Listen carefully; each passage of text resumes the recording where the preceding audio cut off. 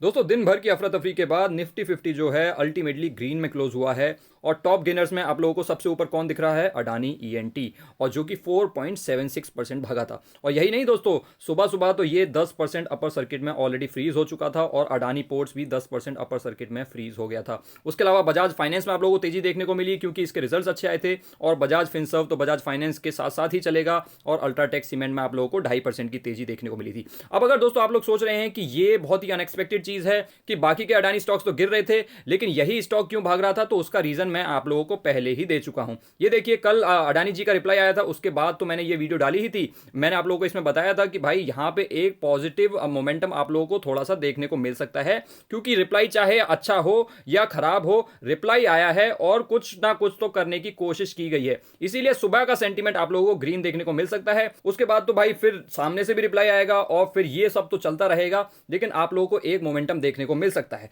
वो मोमेंटम तो देखने को मिला, लेकिन वो मोमेंटम 2-3 स्टॉक्स में ही देखने को मिला। कुछ स्टॉक्स जो बहुत ही ज्यादा ओवर वैल्यूड हैं वहां पे तो आप लोगों को लोअर सर्किट ही देखने को मिला था, 20-20% की गिरावट थी। लेकिन दोस्तों इससे भी ज्यादा इंपॉर्टेंट वीडियो मैंने आप लोगों के लिए उससे पहले डाली थी, जब तक अडानी जी का रिप्लाई भी नहीं आया था। उसमें मैंने आप लोगों को बताया था कि भाई आज अडानी ईएनटी को, यानी कि मंडे को अडानी ईएनटी को भगाने की कोशिश की जा सकती है, क्योंकि अडानी ईएनटी का एफपीओ चल रहा है। देखिए बाकी के स्टॉक्स तो न्यूज फ्लो से चल रहे हैं कि हिंडनबर्ग रिसर्च ने क्या कहा और अडानी जी ने कैसा रिप्लाई किया, वो रिप्लाई पसंद आया या नहीं आया।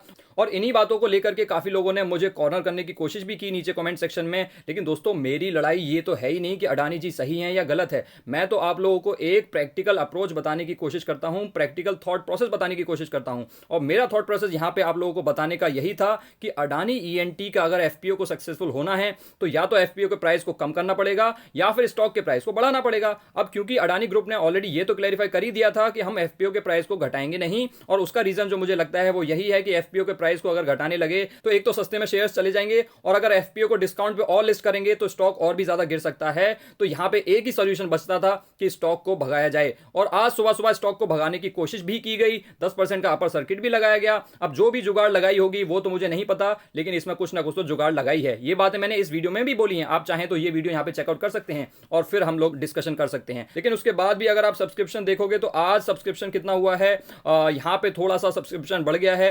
रिटेल में भी कुछ लोग अभी भी पार्टिसिपेट कर रहे हैं, आई डोंट नो व्हाई। और टोटल अगर आप देखोगे तो 3% का टोटल सब्सक्रिप्शन हो चुका है, लेकिन अभी भी ये दोस्तों ये बहुत कम है। कल तक 1% सब्सक्रिप्शन था, आज 3% हो गया है। एंड आई डोंट नो ये कौन वो 4% रिटेलर्स हैं जो महंगी चीज खरीद रहे हैं जबकि मार्केट में बिल्कुल सस्ती मिल रही है। और कल है दोस्तों इस एफपीओ की लास्ट डेट। कल अगर ये अंडर सब्सक्राइब हो गया तो यहां पे अडानी ईएनटी का एफपीओ जो है फेल हो सकता है, और उस एफपीओ से जो 20,000 करोड़ रेज होने वाले थे और उन 20,000 करोड़ को जहां पे भी लगाना था अडानी ग्रुप को, उन प्लान्स पे भी क्वेश्चन मार्क बन सकता है। तो इसीलिए दोस्तों ऐसा हो सकता है कि ये स्टॉक आप लोगों को कल भी भागता हुआ नजर आए। अब ये सारी चीजें जो मैं आप लोगों के साथ शेयर कर रहा हूं, ये मैं एक प्रैक्टिकल थॉट प्रोसेस आप लोगों के साथ शेयर कर रहा हूं कि ऐसी चीजें मार्केट में होती हैं, और यहां पे मैं आप लोगों को लॉजिक भी दे रहा हूं। यहां पे मेरा पॉइंट बिल्कुल भी ये नहीं है कि अडानी ग्रुप सही है या हिंडनबर्ग रिसर्च सही है। देखिए पहली बात तो हम लोगों को कुछ नहीं पता है कि कौन सही है कौन गलत है। इतने बड़े लेवल पे क्या हो रहा है ना तो आपको पता है, ना ही मुझे पता है, ना ही रिपोर्ट्स को पढ़ करके आप लोगों को पता चलेगा कि एक्चुअल में मामला क्या है। तो यहां पे हम एक प्रैक्टिकल अप्रोच के बारे में बात करते हैं और बिल्कुल नंबर्स के बारे में बात कर रहे हैं, फैक्ट्स के बारे में बात कर रहे हैं। ये देखिए प्राइस बैंड देखिए एफपीओ का 3112 है। अब मैं मान लेता हूं यहां पे 64 रुपीज का डिस्काउंट भी है रिटेल इन्वेस्टर्स के लिए, तो आप इसमें से 64 रुपीज डिडक्ट भी कर लीजिए, तभी भी ये जो प्राइस बैंड है ये 3000 के ऊपर का ही है। जबकि आप अगर अडानी ईएनटी को देखोगे तो वो चल रहा है 2892 पे, आज भागने के बाद भी 2892 पे चल रहा है, यानी कि यहां से अभी इसको थोड़ा और भागना है, तब जाके ये जो गैप है ये फिल होगा, और तब जाके रिटेल इन्वेस्टर्स जो हैं स्पेशली, क्योंकि बाकियों को तो हो सकता है अडानी जी मना लें, रिटेल इन्वेस्टर्स जो हैं तभी इसमें इन्वेस्ट करेंगे जब इसका स्टॉक प्राइस जो है वो एफपीओ के प्राइस बैंड के अंदर आएगा या फिर उसके ऊपर जाएगा। और आप लोग यहां पे एक और इंटरेस्टिंग चीज नोट कर सकते हैं कि बाकी के जो अडानी स्टॉक्स हैं सारे के सारे गिरे पड़े हैं। आप देख लीजिए सब में लोअर सर्किट लगा हुआ है एक्सेप्ट अडानी पोर्ट्स जो कि फ्लैट है, और अडानी ईएनटी जो कि भागा था, और ये एसीसी और एक और अंबुजा सीमेंट भी भागा था। अदरवाइज बाकी के सारे स्टॉक्स में लोअर सर्किट लगा हुआ था, क्योंकि जो सारा का सारा पैसा था, सारा का सारा जो फोकस था वो अडानी ईएनटी के ऊपर था।